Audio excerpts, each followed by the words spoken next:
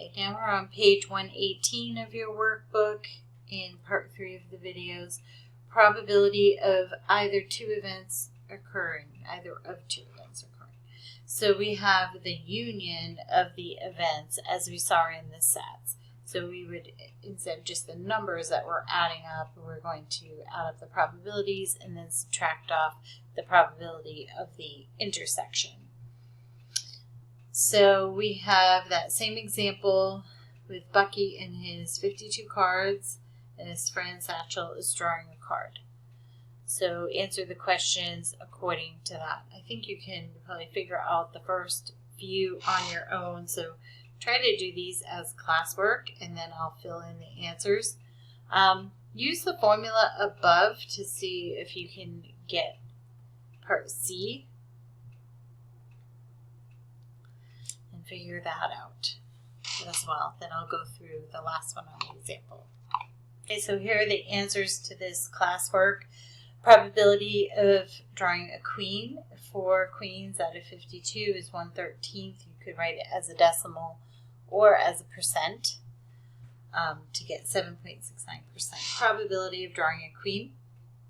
Part B, find the probability of drawing a spade. So we have 13 cards out of 52 that are spades, so that's a quarter of the deck, 0.250 or 25%.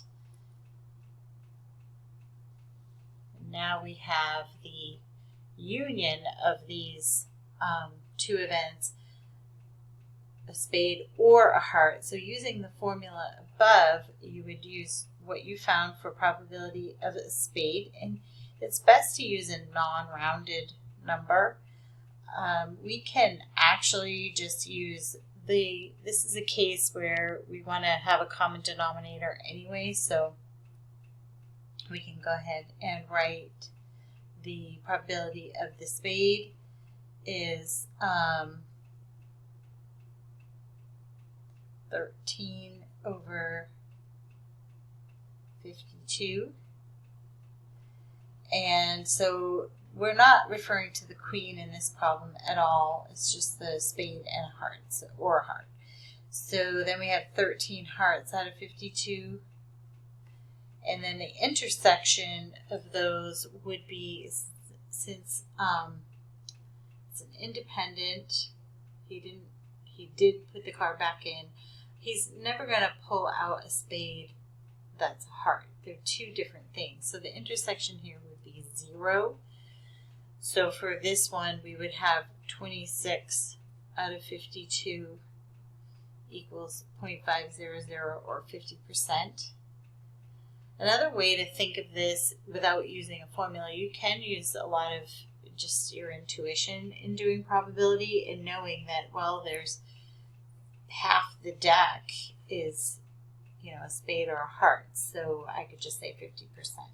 So you can just jump to that once you get familiar, or if you're already ready for that. Just try to write out some steps if it's a quiz or something so I can see for grading.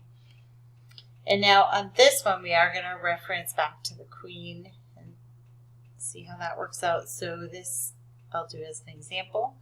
So probability of a queen union a spade.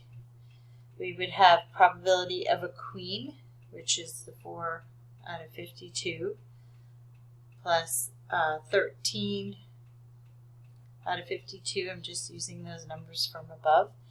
And then here I could actually just multiply the probabilities I found earlier, the 1/13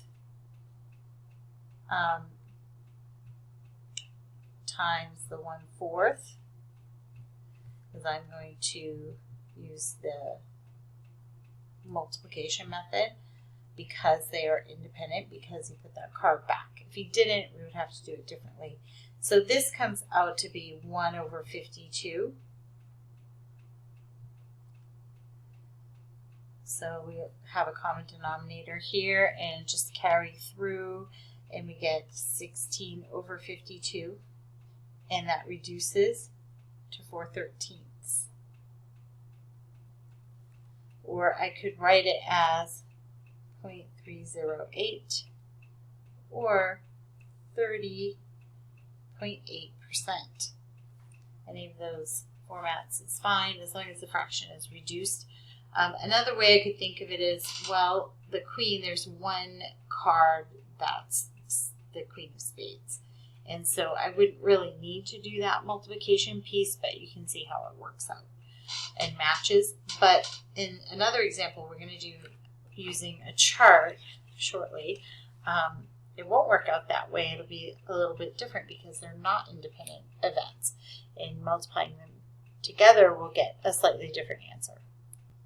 Okay, now we're on page 119 of your workbook, probability of at least one. So we're going to use this concept here. If you have a large amount of items, or maybe you just can't add up all those probabilities that are above, you can figure out for below. This one is pretty simple to figure out, so I think that's why the workbook uses it. There's a better example in your book that is on page 343, so I'd like to take a look at that one real quick, so I'm going to squeeze that in here.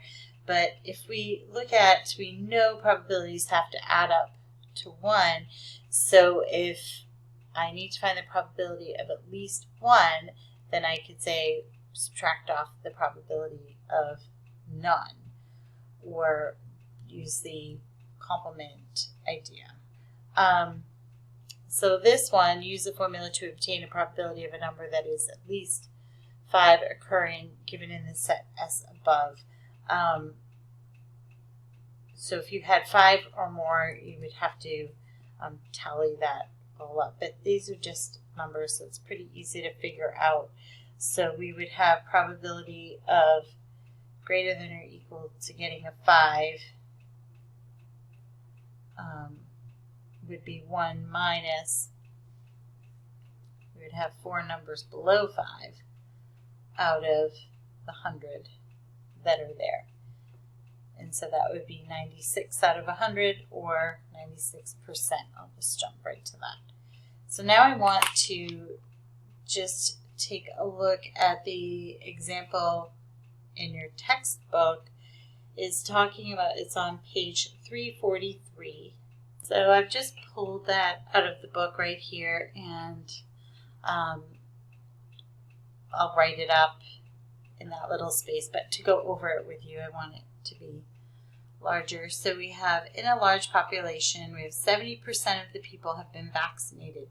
If 5 people are randomly selected, what is the probability that at least one of them has been vaccinated? So you would have to, in order to do it this way, you would have to figure out, okay, what's the probability of one of them, what's the probability of 2 of them, what's the probability of 3 of them, and have it be added up all along the way. But now in this, we can say, well, what's the probability that the 5 people were not vaccinated? So none of those 5 people, okay?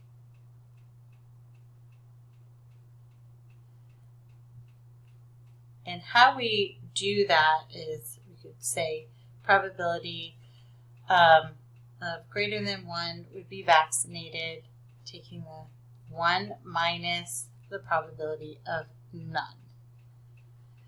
So in order to do that, we have to say they didn't get vaccinated. What's the probability of not being vaccinated is 30%. Because being vaccinated is 70%. So this would look like 1 minus, and then I would have the first person would be 30% not vaccinated, times 0.3 for the third person, 0.3 for the fourth, 0.3 for the fifth. So following along that line, we could have just done 0.3 raised to the 5th power. On your calculator, you can just go ahead and do that. So you would get 1 minus 0.00243. And the final answer, just leave this number right in your calculator so you're not rounding as you go. But in the end, so I have that number there, so just hit 1 and I'll show you where the answer key is too. So you hit 1 and then subtract, and then hit this second button up here, and then your answer key down the bottom, and then enter. And you get the 0.99757. And we can write that as a, usually percent is good for these, rounding out a couple places. So we would have in our final answer 99.76% chance that at least one is vaccinated out of those 5 people.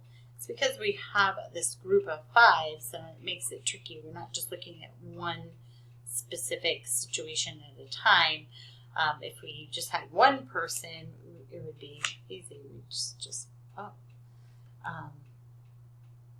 but we have all these 5 that we have to look at.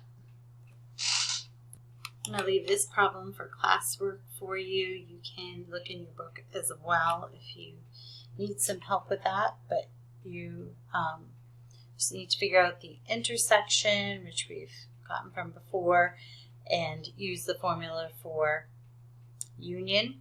And you should get, for an answer, right here, you might want to just pause the video and do it right now, but you should get 0.771. Now we're not going to do the conditional probabilities, so this will be our last page here for this video set. And then you can submit your notes and your classwork, either a picture of your notebook. Make sure it's a JPEG file or a PDF file so that I can open it. Given the table below, a group of adults, which is divided into gender and the hand they wrote with. So this is the probability of, we're looking at randomly selected individual to be male and left-handed. So on this, since it's not an independent event, we really just need to read the table, the chart, and look at the overlap. Kind of very much like a Venn diagram. We could even fit it into that probably. But if we are looking at where they literally intersect, so we have male and left-handed. Okay, so that's going to be bingo. 12 out of the 100 people. So that's 0.120 or 12%. Okay, are going to be are male and left-handed. Okay, so pretty straightforward. You can also use the formula that we were using before for finding the union. Remember, probability of the union, male or left-handed, is probability of the male plus probability of left-handed minus the probability of the intersection, and we just figured that out above here. This is the probability. Was 12%, right? So we can just put these values over 100. I'm going to leave that for you to do. And then you can look back at the answer. Same here. This one I'll do as an example. This is conditional, so we're not going to worry too much about that. But find the probability of a randomly selected individual to be a woman given, this is a condition that's placed on it, that she is right-handed. So it would be probability of a woman given she is right-handed. So when we have this situation, we want to look at the intersection of a woman who's right-handed. So I'm going to pull this up here. So we would have a woman who's right-handed would be 42.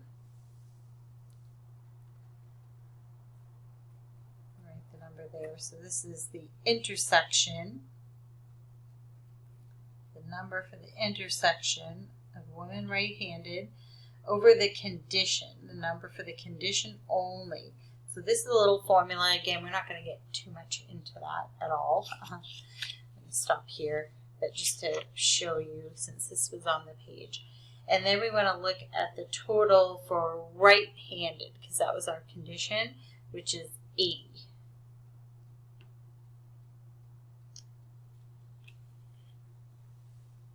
So we would have 42 out of 80. And then you can write that as a reduced fraction if you want, 21 over 40. Or you could hit that toggle on your calculator and write it out as 0.525 or 52.5%.